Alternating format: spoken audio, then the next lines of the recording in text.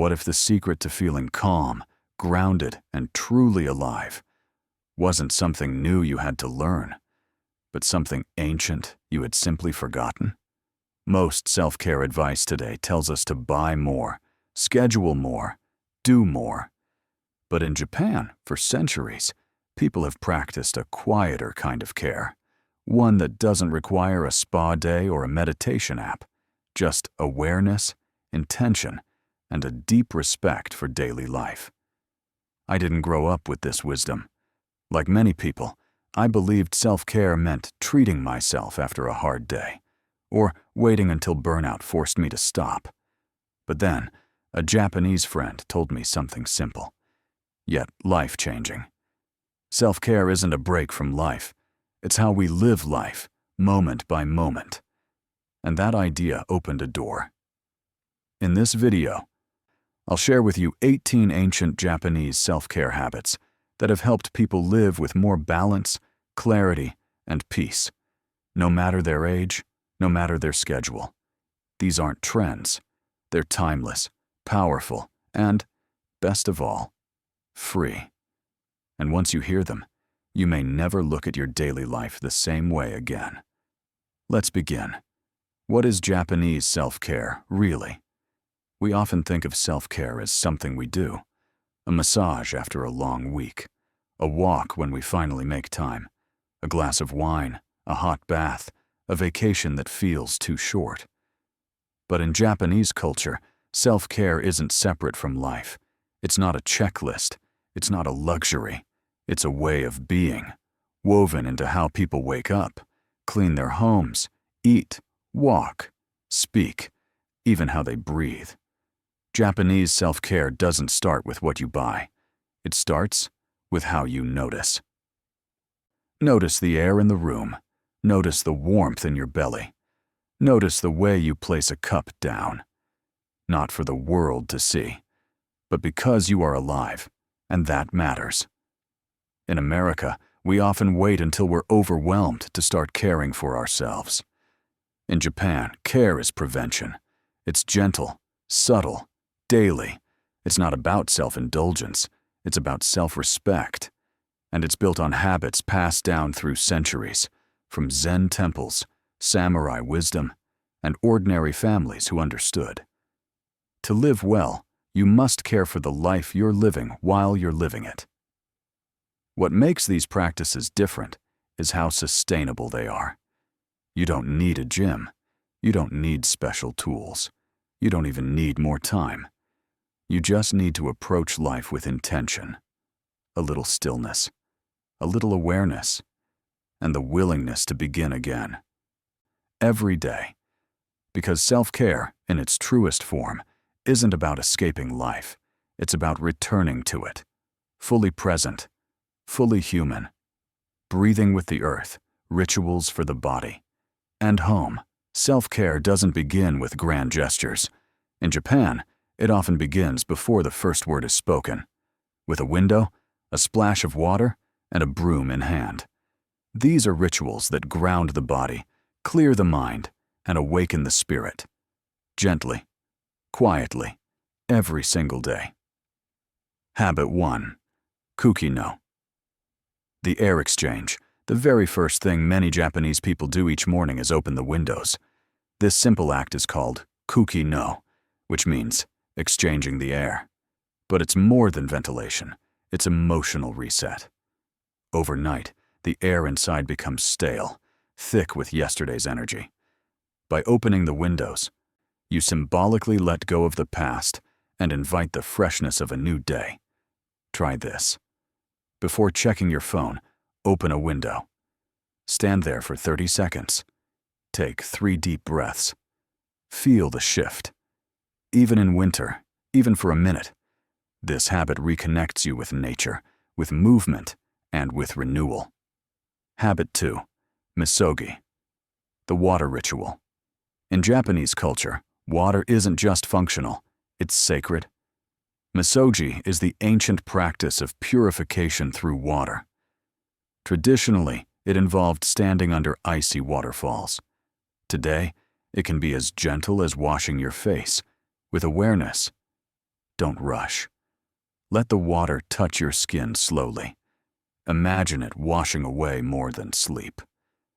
Let it carry off anxiety, frustration, anything heavy from the day before. Every time you wash your hands, you have another chance to reconnect. To cleanse not just the body, but the moment. Habit 3.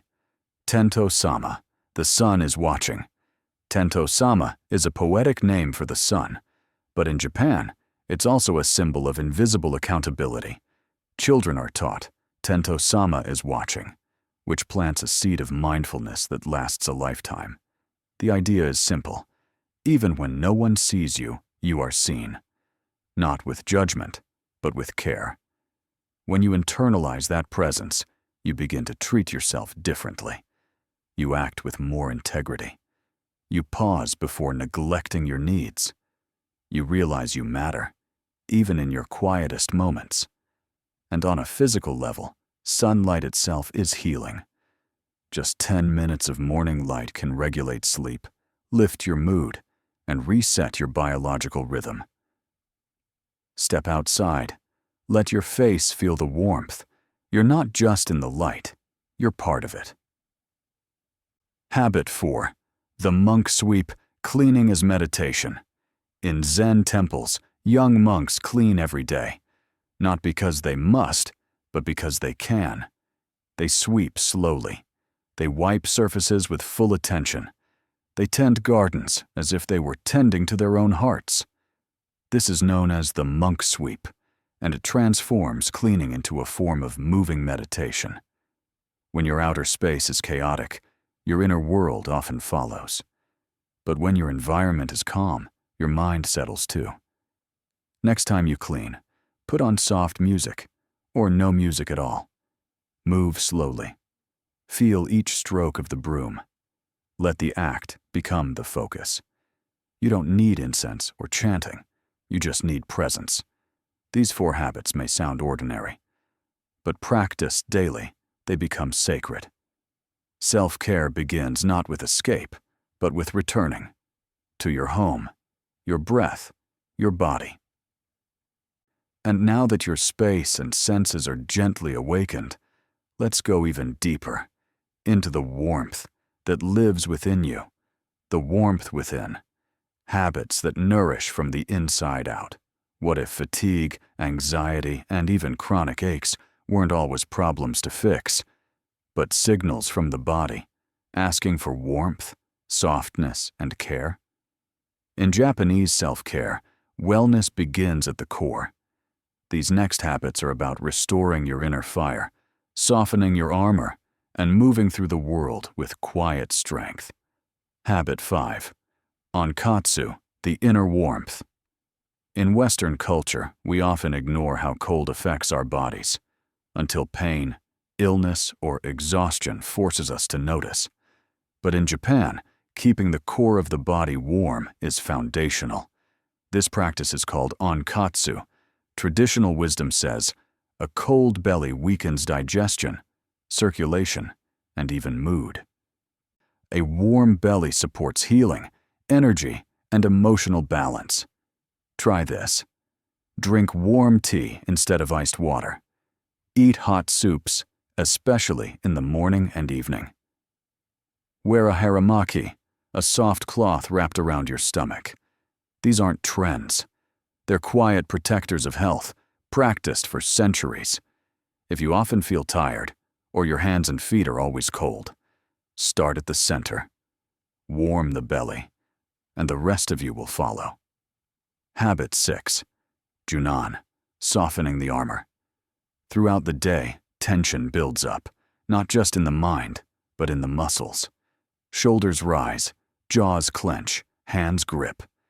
By evening, many of us are wearing an invisible suit of armor. The samurai knew this too. That's why they practiced Junan, the art of becoming soft and flexible. Because in both battle and life, stiffness is a weakness. It breaks. But softness bends. It adapts. You can practice Junan anywhere. Pause. Notice where you're holding tension. Drop your shoulders. Relax your jaw. breathe into your hands. Even 5 minutes of gentle stretching before bed can melt away the tightness of the day, not just in the body, but in the heart. Habit 7. Hara, the seat of power. In the West, we often locate identity in the mind, but in Japan, the true center of a person is the hara, the lower abdomen. To have a strong hara means to be grounded, calm, and unshakable. To have a weak hara means to be easily swayed, anxious, or scattered. Think of your hara as your personal anchor. It's where breath, energy, and emotional stability meet. Try this simple practice. Place your hand on your lower belly. Take a few deep breaths, letting that area gently expand. Feel yourself drop out of your head and into your center. Over time, this practice builds resilience, not just physically, but spiritually. Because when life shakes you, a strong hara helps you stay standing. These 3 habits, warming the body, softening the tension, and anchoring in your core, remind us that strength doesn't have to be loud. It can be warm, it can be quiet, it can come from within. The art of graceful living, movement, ritual, and poise. We rush, we multitask, we move like we're late for something, even when we're not. But in Japan, there is a quiet philosophy that teaches every movement can be an act of care. Not just what you do, but how you do it matters. Let's explore 3 habits that invite more presence, elegance, and mindfulness into even the smallest moments of life. Habit 8. Shosa, the art of intentional movement. Shosa refers to the beauty of how one moves. In traditional Japanese arts, like tea ceremony or calligraphy, every gesture is deliberate, calm, and full of dignity. There's no rushing, no fumbling. Even something as simple as folding a cloth is done with grace. But shosa isn't limited to ceremonies. It can be practiced in the way you pour a cup of tea, open a door, set your keys down at the end of the day, choose one ordinary task and slow it down. Bring full attention to the motion. Breathe through it. You'll begin to notice. As your movements become more elegant, your mind becomes more still. Habit 9. Toji, the healing soak. In the West, showers are quick, practical, and often rushed. In Japan, bathing is an act of restoration. Toji refers to the healing soak, traditionally in hot springs. But at home, it can be as simple as a deep, warm bath each night. This isn't about hygiene. It's about transition. From the day's noise into evening calm. The heat raises your body temperature, then gently lowers it afterward, signaling your body, it's time to rest. Try this. Light a candle. Add a few drops of essential oil or bath salts. Let the warm water hold you. No phone, no to-do list, just stillness. You don't just emerge clean, you emerge reset. Habit 10. Kodo, listening to incense. Most of us think of incense as something we smell.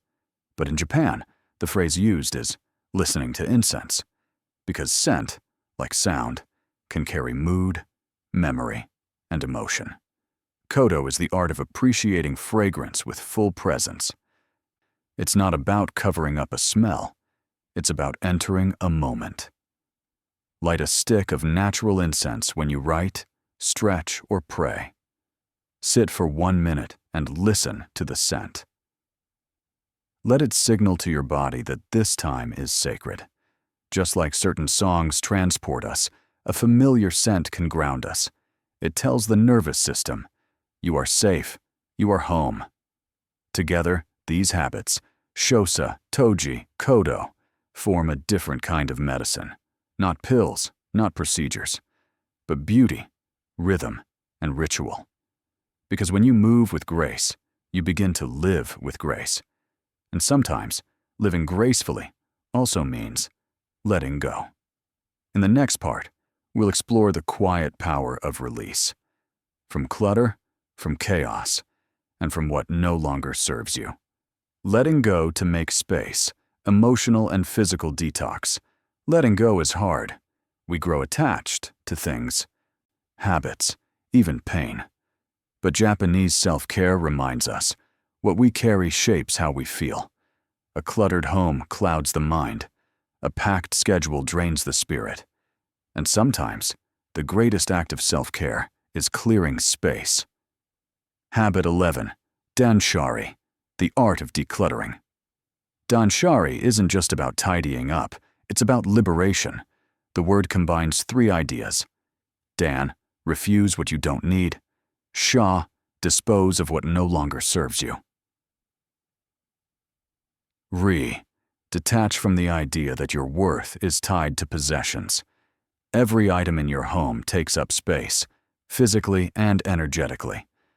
Even unused objects whisper to us, "You should fix me, you should use me, you should feel guilty for keeping me." Try this. Choose one drawer or shelf. Hold each item and ask, does this support who I am now?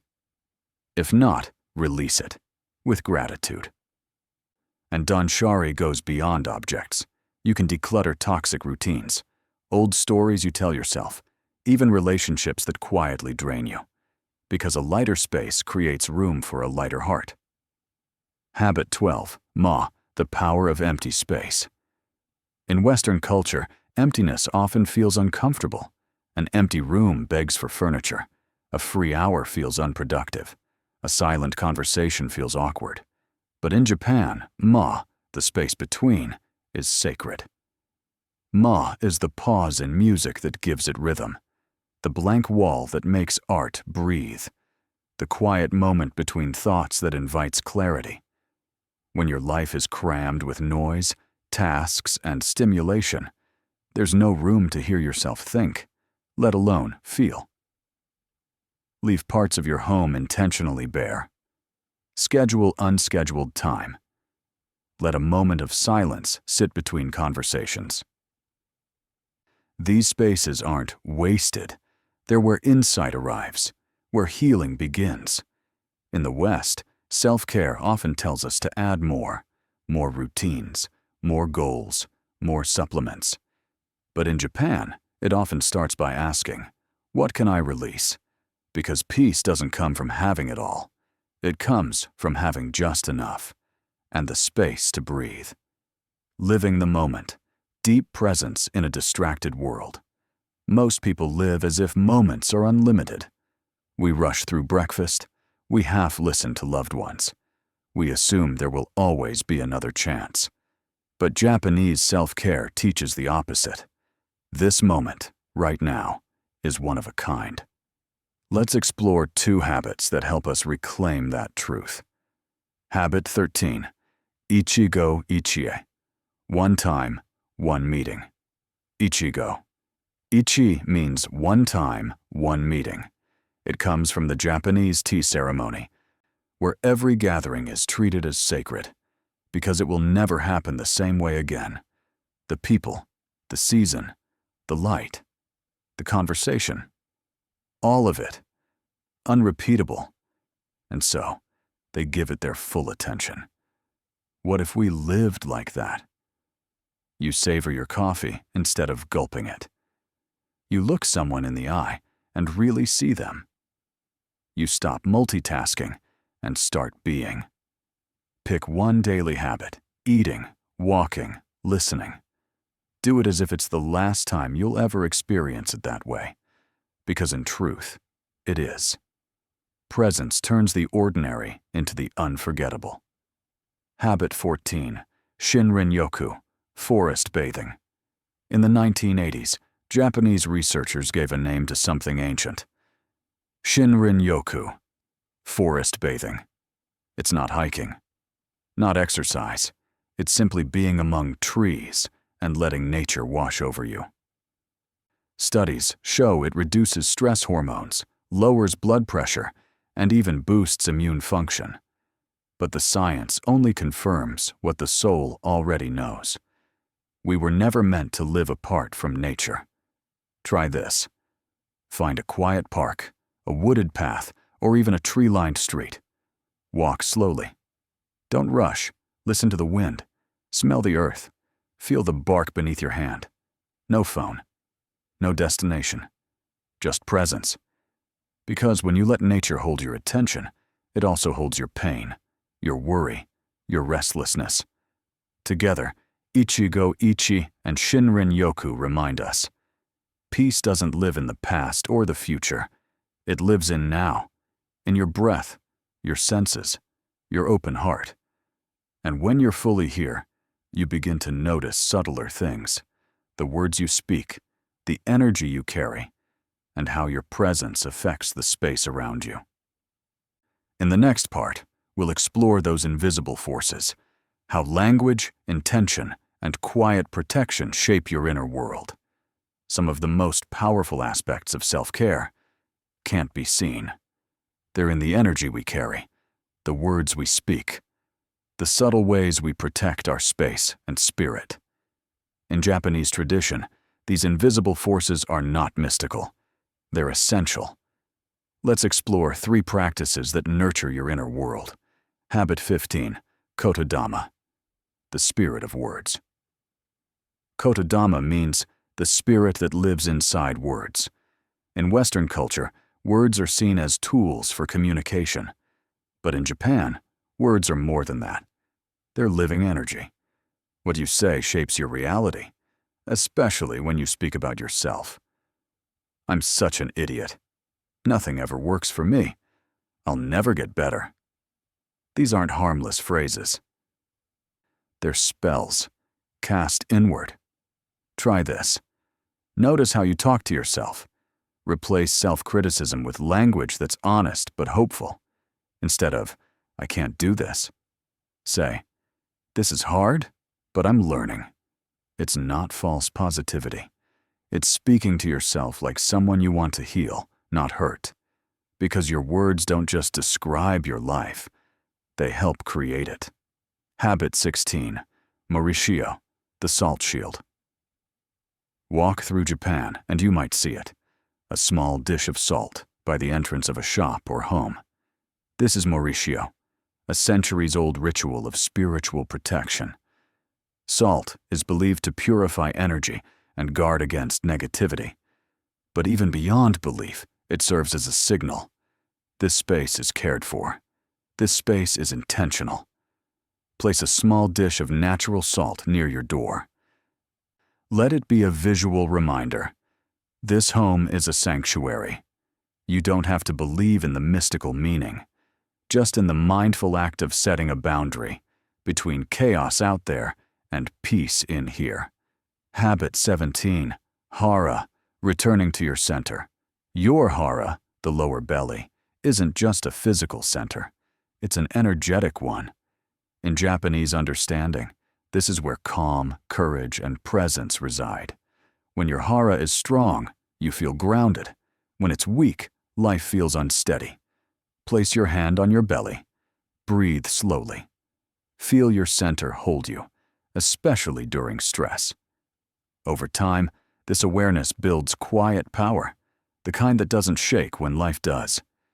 These habits, Kotodama, Mauricio, Hara, are gentle yet profound. They don't shout. They whisper. They don't demand change. They invite peace. And when your energy is clear, your words are kind, and your space feels safe. You're ready for the most beautiful self-care practice of all, caring for others. In the final part, we'll explore how compassion, quiet, unseen, and freely given, completes the circle of self-care. Compassion is self-care too, the healing power of omoiari. What if the most powerful way to care for yourself was to care for someone else? In Japanese culture, there's a quiet, beautiful concept called omoiari. It means compassion, but not the kind that draws attention, not the kind that looks good on social media. Omoiari is invisible. It's the extra moment you take to listen, the meal you prepare for someone without being asked, the seat you offer without fanfare, the kindness that asks for nothing in return. Habit 18. Omoyari, quiet compassion. In the West, we're taught to put yourself first in the name of self-care. But in Japan, people understand a truth that runs deeper.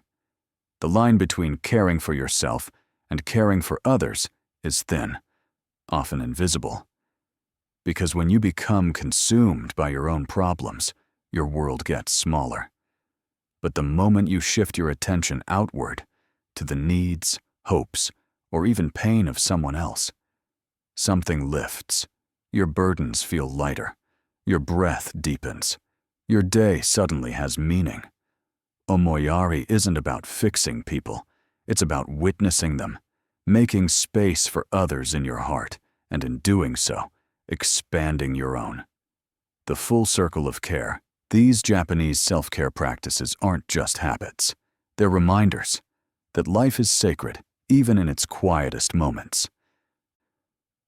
When you open the window to breathe fresh air, when you soak in warm water to release the day, when you fold a towel slowly, speak kindly, or walk among trees, you are saying to the world, this life matters.